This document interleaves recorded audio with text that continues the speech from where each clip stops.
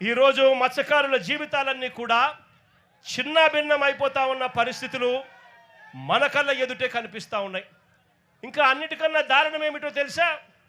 ఈ జూవలదిన్న ప్రాజెక్టులో ఇక్కడ డిఫెన్స్ సాగర్ డిఫెన్స్ అంటే ఒక ప్రైవేట్ డిఫెన్స్ కంపెనీకి చంద్రబాబు నాయుడు గారు ఇక్కడ భూములు కేటాయిస్తారు.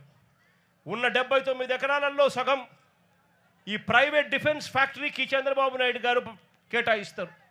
అంటే దాని అర్థం ఇక మత్స్యకారులకు ఇక్కడ నుంచి కూడా తరిమేసే కార్యక్రమం చేస్తూ ఉన్నాడు చంద్రబాబు నాయుడు గారు. నేను అడుగుతా ఉన్నా చంద్రబాబు నాయుడు గారిని, ధర్మమేనా న్యాయమేనా అని అడుగుతా ఉన్నా. ఇదే పెద్ద మనిషి చంద్రబాబు నాయుడు గారిని. మత్స్యకారుల కోసం ఫిషింగ్ హార్బర్లు జగన్ నిర్మిస్తే నువ్వు చేస్తూ ఉన్నది ఏందయ్యా? దీన్ని కూడా దోచుకునే కార్యక్రమం చేస్తూ ఉన్నావు ప్రైవేట్ వాళ్ళకి ఇచ్చి.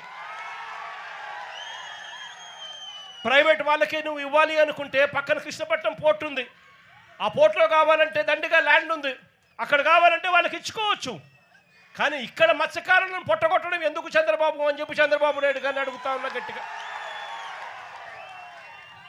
చంద్రబాబు నాయుడు గారిని గట్టిగా వార్నింగ్ కూడా ఇస్తా ఉన్నా.